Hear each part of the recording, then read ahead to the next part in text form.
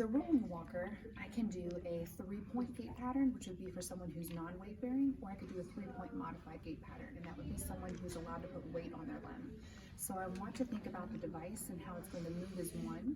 It's bilateral, but it's connected by the frame.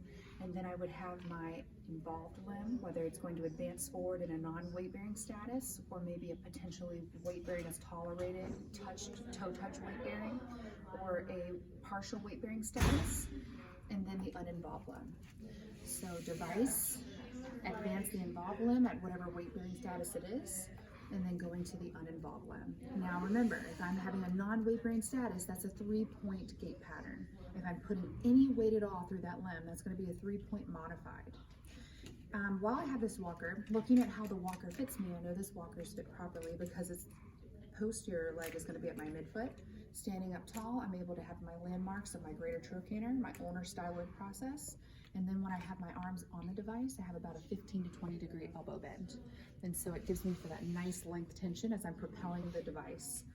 So again, I can do a 3-point gait pattern where I'm going to be non-weight bearing, or I could do a 3-point modified where I begin to put weight through my extremity.